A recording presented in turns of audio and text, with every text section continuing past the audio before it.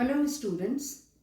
पिछले कुछ दिनों से हम बीएससी पार्ट 1 के फर्स्ट पेपर को कवर करते रहे हैं और इसमें हमने क्लासिफिकेशन देखा है।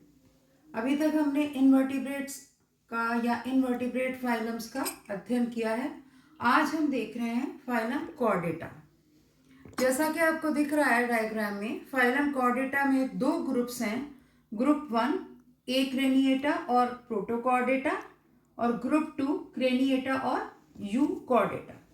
एक्रैनिएटा में क्रेनियम अनुपस्थित होता है। ये आदिम प्रकार के कॉर्डेट जंतु हैं। क्रेनिएटा में क्रेनियम या ब्रेन बॉक्स पाया जाता है। ये डेवलप्ड कॉर्डेट्स हैं, यूकॉर्डेट्स हैं, न्यू कॉर्डेट्स हैं। ग्रुप एक्रैनिएटा को 3 उपसंघों में बांटा गया है। पहला उपसंघ है हेमिकॉर्डेटा, दूसरा उपसंघ है यूरोकॉर्डेटा या ट्यूनिकेटा और तीसरा उपसंघ है सिफेलोकॉर्डेटा या लैंसलेट्स। हेमिकॉर्डेटा का उदाहरण है बेलेनोग्लॉसिस, यूरोकॉर्डेटा का है डोलियोलम और सिफेलोकॉर्डेटा या लैंसेट। ग्रुप एक्रैनिएटा या प्रोटोकॉर्डेटा में क्रेनियम, जबड़े, कशेरुक, वर्टिब्री जिनको अपन कहते हैं, तथा पेयर्ड एपेंडेजेस रहित जंतु रखे जाते हैं। सभी सदस्य समुद्रवासी होते हैं। नोटोकॉर्ड पाई जाती है। फेरेंजियल गिल स्लिट्स, ग्रसनी गिल दरारें भी पाई जाती हैं। इस ग्रुप को 3 उपसंघों में बांटा गया है, हेमिकॉर्डेटा, यूरोकॉर्डेटा, सिफेलोकॉर्डेटा। हेमिकॉर्डेटा को वर्तमान में इनवर्टिब्रेट्स के साथ रखा जाता है। हम अभी हेमिकॉर्डेटा का क्लासिफिकेशन देख रहे हैं। सब फाइलम हेमिकॉर्डेटा को 4 क्लासेस या वर्गों में बांटा गया है। क्लास एंटेरोपिन्यूस्टा, जिसका उदाहरण है बेलेनोग्लॉसिस। क्लास टीरोब्रैंकिया, इसमें 2 ऑर्डर्स हैं। ऑर्डर 1 रैप्डोप्लूरिडा, जिसका उदाहरण है रैप्डोप्लूरा। दूसरा ऑर्डर है सिफेलोडिस्सिडा, जिसका उदाहरण है सिफेलोडिस्कस। तीसरी क्लास है प्लैंक्टोस्फेरोइडी, इसके उदाहरण है प्लेजिक लार्वा, लेजिका इत्यादि। चौथी क्लास है ग्रैप्टोलिटा और इसका उदाहरण है डेंडोग्रैप्टस। अब हम देखते हैं कि संघ हेमिकॉर्डेटा के क्या लक्षण हैं। जैसा कि मैंने कहा कि इन्हें अब इनवर्टिब्रेट्स में रखा जाता है, इनवर्टिब्रेट ग्रुप माना गया है। हालांकि इनमें कुछ कॉर्डेटा के कैरेक्टर्स भी दिखाई पड़ते हैं और कुछ नॉन कॉर्डेट्स के भी। जर्नल कैरेक्टरिस्टिक्स ऑफ हेमिकॉर्डेटा या इनके सामान्य लक्षण। सबसे पहले ये समुद्रवासी, एकल अथवा निवाही, अधिकांश ट्यूबिकोलस होते हैं। इनमें कोमल शरीर होता है जो भंगुर, फ्रेजाइल, वर्म लाइक होता है, कृमि रूपी होता है, अखंडित होते हैं, शरीर में सेगमेंट्स नहीं होते, द्विपार्श्व सममित होते हैं और त्रिकोरिकी या ट्रिप्लोब्लास्टिक होते हैं। फिर इनका शरीर 3 स्पष्ट प्रदेशों में विभाजित होता है, प्रोबोसिस, शुंड, कॉलर तथा धड़।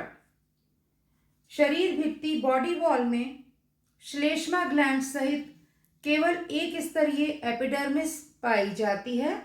डर्मिस जो है वो अनुपस्थित होती है। सीलोम एंटेरोसीलस आंत्रगुहिक होती है। प्रायः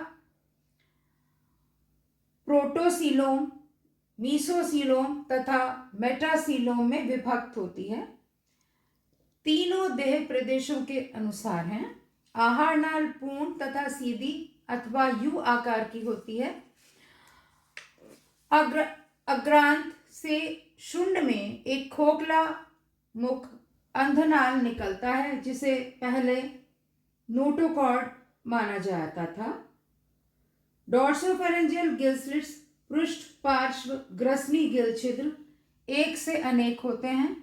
परिसंचरण तंत्र खुले प्रकार का होता है, जिसमें एक पृष्ठ हृदय और 2 अनुदैर्ध्य वाहिकाएं एक उनमें से पृष्ठीय और एक अधरीय होती है।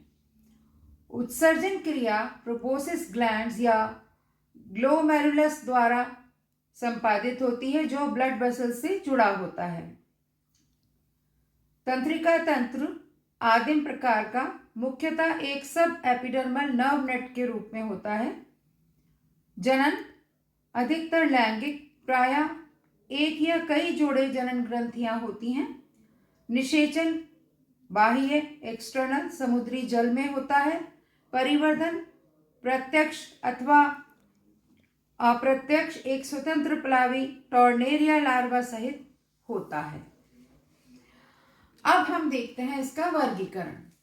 इसका पहला वर्ग है क्लास एंटेरोपिनोस्टा। ये एकल स्वतंत्र प्लावी अथवा बिलकारी जंतु होते हैं। इनको आम भाषा में टंग वर्म कहते हैं। देह लंबी क्रमी रूपी होती है, व्रंत सहित होती है। शुंड बेलनाकार, प्रोबोसिस जो है वो बेलनाकार तथा टेपरिंग होता है। कॉलर में पक्षभामी भुजाएं अर्थात लोफोफोर का अभाव होता है। आहार नाल जो है वो सीधी होती है। मुख एवं गुदा विपरीत छोरों पर होते हैं। इनमें फिल्टर फीडिंग पाई जाती है। यू आकार के गिल छिद्र कई जोड़ी होते हैं। लिंग अलग अलग होते हैं। जनद अनेक तथा कोश समान या बैग लाइक दिखते हैं। कुछ में परिवर्धन में एक लार्वल अवस्था टॉर्नेरिया लार्वा पाया जाता है। अलैंगिक जनन का अभाव होता है। इसका उदाहरण बैलेनोग्लॉसिस है। फिर दूसरी क्लास है टीरोब्रेंकिया। ये भी एकल अथवा निवही होते हैं, स्थानबद्ध होते हैं, नालवासी ट्यूबिकुलस जंतु हैं जो स्रावित काइटिनी नलियों में रहते हैं। देह छोटी, कॉम्पैक्ट और चिपकने को स्टॉक या व्रंत पाया जाता है। प्रोबोसिस शील्ड लाइक होता है, ढाल के समान होता है। कॉलर पक्षभावी भुजाओं या लोफोफोर के साथ होता है। आहार नाल यू आकार की, गुदा पृष्ठ और मुख निकट स्थित होता है। फीडिंग जो है वो सीलियरी फीडिंग है, पक्षभामी अशन है। गिल छिद्र एक जोड़ी अथवा अनुपस्थित होते हैं। लिंग अलग अथवा संयुक्त, जनक केवल एक या दो जोड़ी होते हैं। परिवर्धन प्रत्यक्ष या लार्वल अवस्था के साथ होता है। कुछ में अलैंगिक जनन भी पाया जाता है जो मुकुलन या बडिंग के द्वारा होता है। इसकी दो ऑर्डर्स हैं। ऑर्डर 1 रैप्डोप्लूरिडा, जिसका उदाहरण है रैप्डोप्लूरा, और दूसरा गण है सिफेलोडिस्सिडा, इसका उदाहरण है सिफेलोडिस्कस।